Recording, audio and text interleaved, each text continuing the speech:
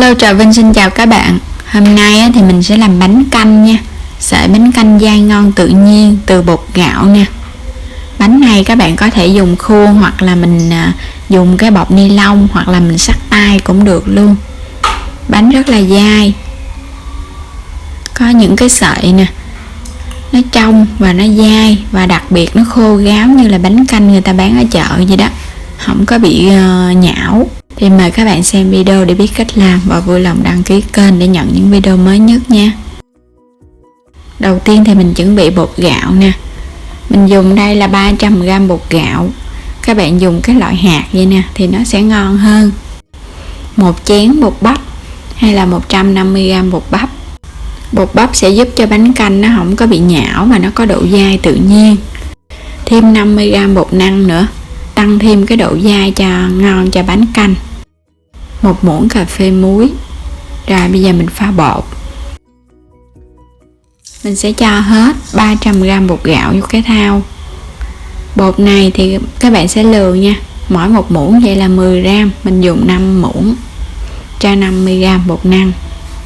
Cho vô hết. 1 chén dung bột bắp là 150g. Rồi mình cho muối vô luôn. Mình sẽ trộn đều 3 loại bột cũng như là muối lại với nhau ha. Trộn đều xong rồi mình sẽ lường nước. Cho vào đây 1 lít nước lọc. Các bạn cho hết xong rồi cái mình sẽ trộn. Mình sẽ khuấy đều cho bột và nước này nó tan đều với nhau. Thì cái bột này mình sẽ lắng cho nó trong á, để cho cái bánh canh không bị hôi bột nè, cũng như là nó dai tự nhiên. Rồi các bạn sẽ để yên từ 2 cho đến 4 tiếng đồng hồ.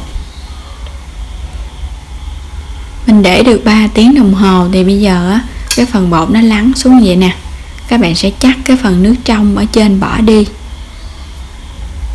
Mình chắc ra cái nước trong này chính là cái nước để cho bột nó bị hôi á, nên mình chắc nó đi thì bột nó không bị hôi và nó dai ngon hơn nữa.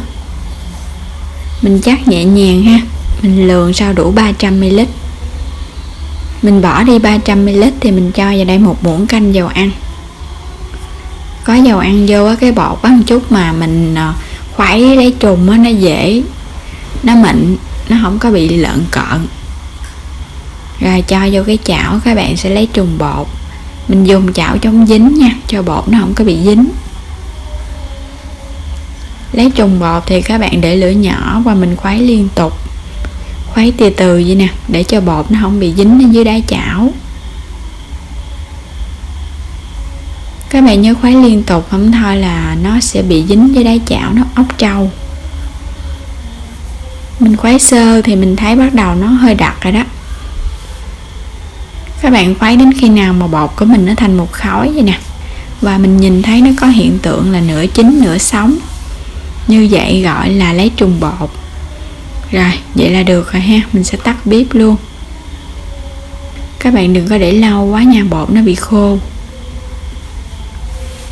Lấy bột ra và mình để chờ cho nó nguội bớt, tại vì bột này còn nóng lắm. Cái lấy trùng này á, các bạn cũng có thể mình cho bột vô mình hấp cũng được nữa, nhưng mà thấy để lên chảo vậy thì nó nhanh hơn. Mình banh cái phần bột ra cho nó nguội bớt.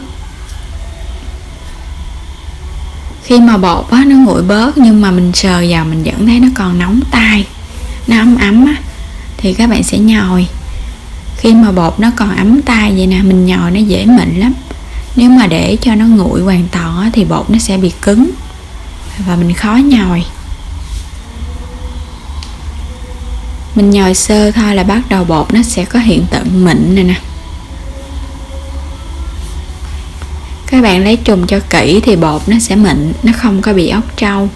Và mình nhồi sơ thì nó sẽ dẻo. Lúc này thì mình thấy nó vẫn còn hơi ấm á. Đây mình do vậy nè, do cho nó dài dài ra. Xong rồi các bạn sờ tay vào, mình thấy nó không còn dính tay nữa là được. Mình sẽ dùng cái khuôn ép này, các bạn thoa một lớp dầu ăn để chút nữa mình bóp khuôn nó dễ. Cái khuôn của bánh canh nè, còn khuôn nhỏ đây là của bún. Bột này các bạn cũng có thể dùng cho bún hoặc là bánh canh cũng được luôn. Mình cho cái khuôn bánh canh vô. Phần bột này các bạn sẽ chia làm 3 hoặc là 4 phần ha, để mình cho vô trong khuôn cho nó dễ. Bột còn nóng nóng vậy nè, nó không có bị khô. Mình ép nó xuống nó nhẹ tay nữa, nếu các bạn mà để nguội quá hay là nó bị khô, nó cứng tay lắm. Rồi sẵn sàng rồi, bây giờ mình đi ép khuôn. Và phần bột còn lại các bạn nhớ đậy lại nha, để thôi nó bị khô và nó nguội. Bắt một nồi nước sôi. Để khử mùi hôi của bột thì mình dùng đây là giấm. Các bạn cho vào đây 1 muỗng canh giấm. Giấm giúp cho bột nó không có bị hôi mùi bột á. Rồi mình sẽ đè và mình ép xuống. Mình ép ra thì cái sợi bánh canh nó sẽ chảy ra vậy nè. Nếu mà bột mà các bạn làm nó hơi bị nguội á thì mình hơi cứng tay đó, các bạn sẽ cho vô chút xíu nước ấm nữa để mình nhồi. Làm xong thì mình lắc ở dưới nước. Rồi mình làm từng cái nha, luộc đến khi nó chín rồi các bạn hãy làm tiếp, để thôi là có sợi thì nó chín quá, có sợi thì nó còn sống. Khi mà thấy bột nó nổi lên trên vậy nè, những cái sợi bánh canh nó nổi lên hết thì bánh canh nó đã chín, và nhìn thấy nó cũng trong hơn nữa.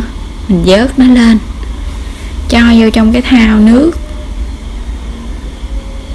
cho vô hết luôn rồi các bạn rửa ha. Mình để như vậy nè thì mình rửa sạch cái phần bột. Đây bánh canh của mình làm ra nè, nó trong. Mình làm ra hết luôn, xong rồi các bạn để đây ha, mình rửa lại 1 đến 2 nước vậy nè, để cho nó sạch. Các bạn ép khuôn mà cho bột nhiều á thì ra cái sợi bánh canh nó sẽ dài hơn á. Và mình thấy cái bột nó hơi dẻ cho nên mình cho bột ít thôi. Ra những cái sợi rất là dai luôn nè, nhưng mà nó không có được dài lắm.